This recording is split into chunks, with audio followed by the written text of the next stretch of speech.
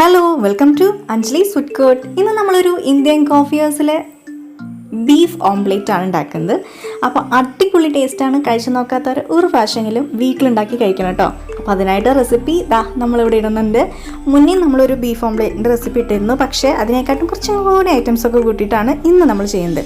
അപ്പോൾ Anjali food court ആദ്യമായിട്ടാണ് കാണുന്നതെങ്കിൽ ഇതൊക്കെ ചെയ്ത് സപ്പോർട്ട് ചെയ്യാൻ മറക്കരുത് കേട്ടോ.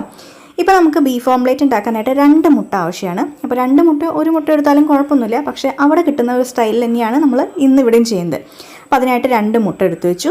ഇനിയിപ്പോൾ ഇതിനെന്ത് ചെയ്യണം, ഒന്ന് ഉടച്ച് സെറ്റപ്പാക്കി എടുക്കണം. അപ്പോൾ അതിനായിട്ട് ഈ 2 മുട്ടേനെ നമ്മളൊരു ബൗൾ എടുക്കുക, അതിലേക്ക് പൊട്ടിച്ചൊഴിക്കാൻ പോവുകയാണ്. അപ്പോൾ ഇതുപോലൊരു ബൗൾ എടുത്താൽ മതി. നമുക്ക് കുറച്ച് ഐറ്റംസും കൂടി ഇതിലേക്ക് മിക്സ് ചെയ്യാനുണ്ട്. അപ്പോൾ അതിനനുസരിച്ച് ഇത്തിരി വലിയ ബൗൾ എടുത്തോളൂ കേട്ടോ. അപ്പോൾ ഒന്നാമത്തെ മുട്ട പൊട്ടിച്ചൊഴിച്ചു. ഇനി അടുത്ത മുട്ട വരട്ടെ. അപ്പോൾ നമ്മൾ കുറച്ച് ദിവസമായിട്ട് ഷോർട്ട് വീഡിയോസൊക്കെ ഉണ്ട്, കാണാത്തവരുണ്ടെങ്കിൽ കണ്ടു നോക്കുക കേട്ടോ.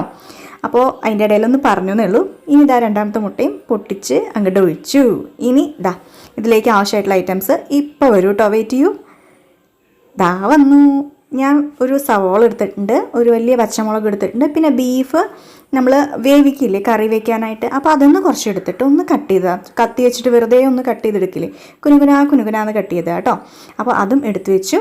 ഇതിലേക്ക് വേറെ ഒന്നും ചേർത്തിട്ടില്ല. ഉപ്പ്, മുളക് പൊടി, മഞ്ഞൾപ്പൊടി, ഗരം മസാലപ്പൊടി, കുറച്ച് കുരുമുളക് പൊടി ഇട്ടിട്ട് വേവിച്ചതാണ് കേട്ടോ. അപ്പോൾ അത് ഇനിയിപ്പോൾ ഇതിനെ എന്ത് ചെയ്യണം, നമ്മളെ മുട്ടയിലേക്ക് മിക്സ് ചെയ്യണം. ഈ ബീഫ് ഒഴികെ ബാക്കിയുള്ള ഐറ്റംസ്, സവോളയും പച്ചമുളകും. ഇപ്പോൾ തക്കാളി വേണമെങ്കിൽ ഇട്ട് കൊടുത്തോളൂ, പക്ഷെ അവിടെ ഉള്ളതിന് തക്കാളി ഒന്നും ഇടാറില്ല. വേണമെന്നുണ്ടെങ്കിൽ ഇട്ട് കൊടുക്കാവുന്നതാണ്. അപ്പോൾ ഇതിലേക്ക് കുറച്ച് ഉപ്പ്, നമ്മൾ സാധാരണ ഓംപ്ലേറ്റ് അടിക്കുന്ന പോലെ തന്നെ എല്ലാം അങ്ങോട്ട് മിക്സ് ചെയ്തെടുത്തോളൂ കേട്ടോ. അപ്പോൾ പച്ചമുളകും സവോള ഇട്ട് കൊടുത്തു. ഇനി നമ്മളുടെ ഒരു ദോശക്കെല്ലാം അങ്ങോട്ട് എടുത്ത് വെക്കുക. അത് ചൂടാകുമ്പോൾ നല്ല വെളിച്ചെണ്ണ അതിലേക്ക് വരട്ടി കൊടുക്കുക. ഇത്തിരി അധികം ആയിക്കോട്ടെ, ഒരു സ്പൂണൊക്കെ ഒഴിച്ചോളൂ കേട്ടോ. അപ്പോൾ നല്ലൊരു മണം വരും. നല്ല പച്ച വെളിച്ചെണ്ണയിൽ ഈ ഓംപ്ലേറ്റ് ഉണ്ടാക്കുമ്പോൾ ഒരു പ്രത്യേക മണമല്ലേ, അപ്പോൾ ആ ഒരു മണം തന്നെയാണ്. ഇനി ഇതൊക്കെ ഒന്ന് പരത്തി ഒന്ന് സെറ്റപ്പ് ആക്കി എടുക്കട്ടെ. ഈ സൈഡുകളിലൊക്കെ എല്ലാ ഭാഗത്തേക്കും ഈ സ്പൂൺ വെച്ചിട്ട് തന്നെ നന്നായിട്ട് അങ്ങോട്ട് പരത്തി കൊടുത്താൽ മതി കേട്ടോ. അപ്പോൾ ഇതിലേക്ക് നമ്മൾ ഉപ്പ് മാത്രമേ ചേർത്ത് കൊടുത്തിട്ടുള്ളൂ, വേറെ കുരുമുളക് പൊടി അതൊന്നും ചേർത്ത് കൊടുത്തിട്ടില്ല കേട്ടോ. ഇനിയിപ്പോൾ ഇതൊന്ന് സെറ്റായി വരട്ടെ. ഒരു മീഡിയം ഫ്ലെയിമിൽ വെക്കാൻ ശ്രദ്ധിക്കുക, ഇല്ലെങ്കിൽ പെട്ടെന്ന് അടിഭാഗം കരിഞ്ഞു പോകും. അതുകൊണ്ടാണ് പറയുന്നത്. അപ്പോൾ ഇനി കട്ട് ചെയ്ത് വെച്ചിട്ടുള്ള ബീഫിനെ ഇതിൻ്റെ മുകളിലേക്ക് ഒട്ടിച്ച് വെക്കണ പോലെ ഇത്ര വേവാനേ പാടുള്ളൂ. അപ്പോൾ ഇങ്ങനെ വെച്ച് കൊടുക്കുമ്പോൾ അത് മുട്ടിയിരിക്കും.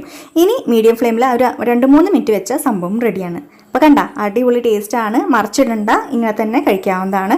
കുരുമുളക് പൊടി വേണമെങ്കിൽ തൂക്കി കൊടുക്കാം. അപ്പോൾ എല്ലാവർക്കും ഇഷ്ടമായില്ലേ? പുതിയ വീഡിയോ ആയിട്ട് വരാം. താങ്ക്